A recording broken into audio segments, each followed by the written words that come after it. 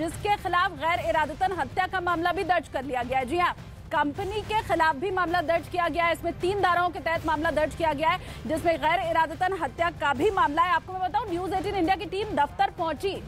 हर पक्ष की बात सुनना जरूरी है और यही वजह है कि हमारी टीम पहुंची उस दफ्तर के बाहर। लेकिन अहमदाबाद में ओरेवा का जो ऑफिस था वहां ताला जड़ा हुआ था। देखिए जरा आप।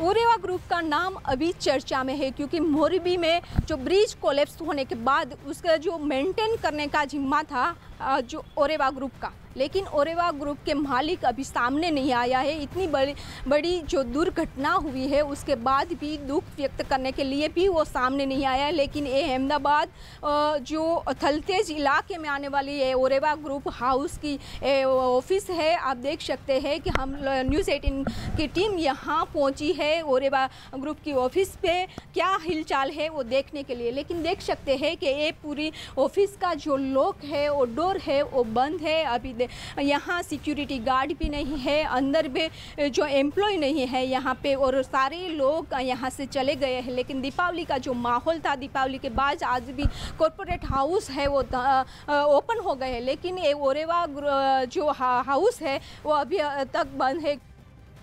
तो आपने देखा कि किस तरह से कंपनी के गेट के ऊपर ताला जड़ा हुआ था। मेरे सहयोगी जनक दवे लगातार उसी जगह पर मौजूद है जहां पर यह हादसा हुआ। अपडेट आप तक पहुंचा रहे। मैं जनक का एक बार रुख भी कर लेती हूं। जनक, अमूमन ऐसे हादसे के बाद होता क्या है, पता तो चल ही जाता है जो जिम्मेदार होते हैं और इसीलिए वो भाग खड़े होते हैं।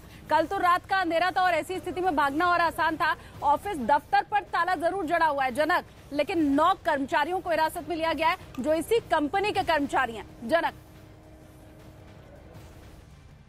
बिल्कुल, देखिए सरकार ने सख्ती अपने हिसाब से बरती और इसी के चलते 9 जो कर्मचारी थे जो सीधे तौर पर इस प्रोजेक्ट के साथ जुड़े थे, इस कंपनी के साथ जुड़े हैं, उनको हिरासत में लेकर कानूनी कार्रवाई की जाएगी और उनको शाम तक गिरफ्तार भी किया जाएगा। कुछ तस्वीरें पहले दर्शकों को बता देते हैं। अब चूँकि ये अंतिम पड़ाव में है, ये जो ऑपरेशन है राहत बचाव का, एक जो डेड बॉडी है वो वहाँ पर हो सकती है और अब ये भी मिल गई है और इसी के चलते अब इसके बाद कोई ऑपरेशन नहीं होगा। यहाँ से जो डेड बॉडी है वो लाई जाएगी। यहाँ पर एक डेड बॉडी के लिए सर्च ऑपरेशन चल रहा था और फाइनली अभी वो भी मिल गई है। तो ऐसे में अब यहाँ पर कोई भी व्यक्ति नहीं है, ऐसा प्रशासन फिलहाल मान के चल रहा है जो इनपुट्स थे उसके आधार पर।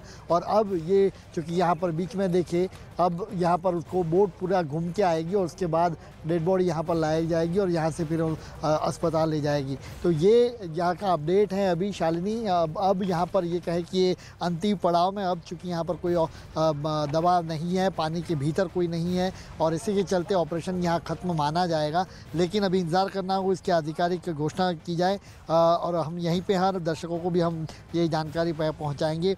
एक व्यक्ति की वहाँ पर पहचान अभी हो रही थी और वो अभी वहाँ पर मिल गई है उनकी डेड बॉडी और उनको लेकर अभी यहाँ पर लाया जाएगा। और जहाँ तक आपने जो कर्मचारियों का बात कही तो उसमें 9 कर्मचारियों की हिरासत में लिया गया है। बाकी और भी कर्मचारी अगर इसमें दोषी पाए जाते हैं तो उनके खिलाफ भी कार्रवाई की जाएगी। शालिनी, बिल्कुल। और मोरबी हादसे की भी अब पहली तस्वीर मिल चुकी है, वो भी जरा हम दर्शकों को दिखा दें, क्योंकि कल तक हादसे के बाद की तस्वीर सामने आई थी, लेकिन आज हादसे के वक्त की तस्वीर सामने आई है कि किस तरह से बड़ी तादाद में लोग उस पुल के ऊपर खड़े हैं। पुल अचानक से ढह जाता है, लोगों को भनक भी नहीं लगती है, किसी को ये अंदेशा नहीं होता है, पता नहीं होता है कि अगले पल होने क्या वाला है और किस तरह से अचानक से पुल गिरा और जितने लोग उस पुल के ऊपर खड़े थे वो सब बरबरा कर पुल के साथ ही नदी में गिर गए, मच्छू नदी में गिर गए। वो तस्वीर अब जो मिली है आपके सामने है। अच्छा, कुछ पेशेंट से जो मेरी बात हुई जो गंभीर रूप से जख्मी है और इसी जिला अस्पताल में सिविल हॉस्पिटल में एडमिट है, उनमें से भी 1-2 ऐसे थे जिनका ये मानना था कि हाँ कुछ ऐसे असामाजिक तत्व पुल के ऊपर मौजूद थे जो पुल को हिला रहे थे। लोगों मतलब आम लोगों की ये राय है कि पुल को हिलाया गया, छेड़खानी उसके साथ की गई और फिर संभवतः वो पुल गिर गया। हालांकि ये पूरा जो है जांच का विषय है, लेकिन कल की जो तस्वीर है आपके सामने है कि आप देखिए किस तरह से कुछ हुड़दंगी लड़के इसके ऊपर खड़े थे, पुल के ऊपर खड़े थे, तकरीबन उनकी संख्या 25 से 30 बताई जा रही है। जो प्रत्यक्षदर्शी हैं, जो पुल के ऊपर मौजूद थे, उनसे भी मेरी बात हुई है, जो इसी सिविल हॉस्पिटल में भर्ती है, उनका भी ये कहना था कि हाँ ऐसा हुआ। जब उन लड़कों ने पुल हिलाना शुरू किया तो पहले एक बार बहुत तेज से आवाज हुई, हम कुछ समझ नहीं पाए, हमें ऐसा लगा कि पुल हिलाया जा रहा है, क्योंकि ये तस्वीर आपके सामने तो आप देख भी सकते हैं। प्रत्यक्षदर्शी का कहना था कि पुल हिलाया गया तो फिर हमें ऐसा लगा कि शायद हिलने के चलते ये आवाज है, एक बार फिर से बहुत जोर से आवाज होती है, उसके बाद भी हम लोग कुछ समझ नहीं पाते, और फिर तीसरी आवाज जब होती है तो फिर उसके बाद पुल गिर जाता है। तो ये पुल के गिरने की जो पहली तस्वीर अब निकल करके सामने आई है वो इस वक्त आप देख पा रहे हैं। जनक का मैं रुख कर लेती हूँ। हालांकि जनक देखिए, ये जांच का विषय है, मैं और आप तय नहीं कर सकते कि पुल कितना मजबूत था, कितना नहीं था, और क्या वाकई ऐसे पुल को हिलाने से पुल ढह सकता है या नहीं, ये तमाम चीजें जांच का विषय है। SIT टीम गठित कर ही दी गई है। लेकिन जनक, मैं आपको बताऊं कि इसी सिविल हॉस्पिटल में एक प्रत्यक्षदर्शी, बल्कि प्रत्यक्षदर्शी भी गलत शब्द होगा, वो उस पुल पर मौजूद थे, जख्मी अभी हॉस्पिटल में एडमिट है, वो भी इस बात को कह रहे हैं कि हाँ ऐसे लड़के मौजूद थे जो पुल को जोर जोर से हिला रहे थे, हम समझ भी नहीं पाए, पुल ढह गया। जनक, देखिए, ये सवाल हमने भी यहाँ पर पूछा था जब टेक्निकल टीम आई, तो ये मतलब पहली बार नहीं है। जो चश्मदीद ने अगर बात की है तो वो शायद पहली बार आया हो, लेकिन जो भी यहाँ पर इस झूलते पुल पर जाते थे वो दरअसल वो महसूस करने के लिए ही पुल को हिलाते थे, और इसी के चलते ये पहली बार की तस्वीरें नहीं है। इससे पहले भी इस तरीके की तस्वीरें सामने आई है कि लोग ऊपर जब जाते हैं तो केबल होता है, और केबल के बीचों बीच अगर आप प्रेशर से उसको हिलाते हैं तो उसका असर आखिर तक आपको महसूस होता है। और यही फील लेने के लिए, चूँकि आप झूलते पुल पर जा रहे हैं, तो वो झूलता पुल यह है, उसका अनुभव करने के लिए ऐसा करते थे। और ये एक बार की नहीं, ऐसी इससे पहले भी 10 महीने पहले भी जब तस्वीरें आई, और चूँकि ये सवाल इसलिए निकला था जबकि ये पहली तस्वीरें आई, तब हमने इस तरह से हल्की सी छेड़खानी से या पुल को हिलाने से पुल ढह जाए, इतना कमजोर पुल होता नहीं है। केबल पुल उसका नाम जरूर है, लेकिन बार बार मैं भी इसी चीज को स्पष्ट करने की कोशिश कर रही हूँ कि वो जो पुल की तारें हैं, जो केबल है,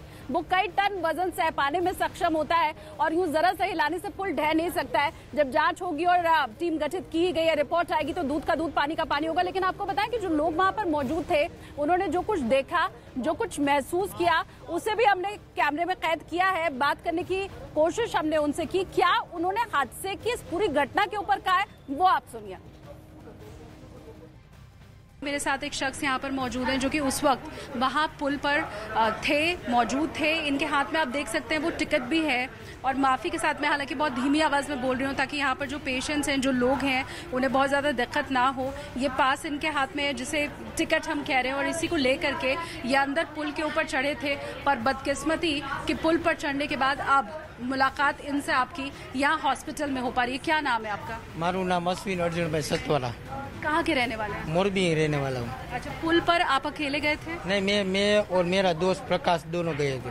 प्रकाश अभी कहाँ है? प्रकाश ये रहे। अच्छा, तो क्या हुआ था एग्जैक्टली उस वक्त? हम 5:30 पर पुल पर गए, और टिकट दो टिकट ली, 5:30 पर पुल गए।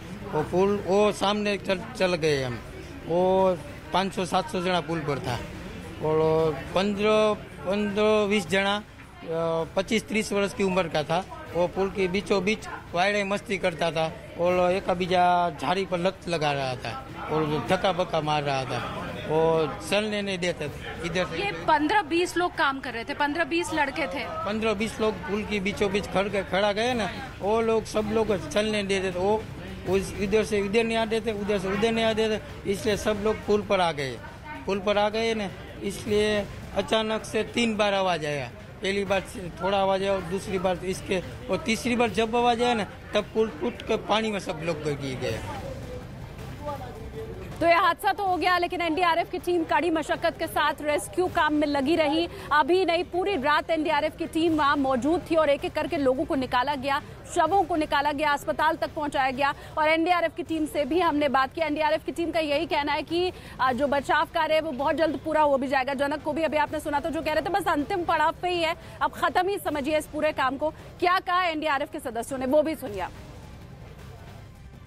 हमारे साथ एनडीआरएफ जो कि बचाव कार्य में लगी हुई है, उसके डीआईजी हैं मोहसिन शाहिदी जी। सर, अभी स्तर क्या है बचाव राहत कार्य का? देखिए, जो हमें लोकल एडमिनिस्ट्रेशन से जानकारी मिली है, 132 डेड बॉडीज़ रिकवर किए गए हैं, और 2 लोगों के मिसिंग होने की सूचना मिली है। छानबीन चल रही है, ज्वाइंट ऑपरेशंस चल रहा है एनडीआरएफ का, लोकल जो ट्रुप्स वहाँ पर हैं, एसडीआरएफ, फायर सर्विसेज, इसके अलावा आर्मी के भी कॉलम्स हैं, कोस्ट गार्ड्स है, नेवी है, सभी लोग जुटे हुए हैं। ये बताइए कि अभी प्राथमिक जानकारी क्या आ रही है, किस वजह से वो पूरा हादसा हुआ, पुल टूटा क्यों? देखिए, ये तो जो लोकल एडमिनिस्ट्रेशन है वो छानबीन कर रहा है, वो बेहतर इसके बारे में बताएगा।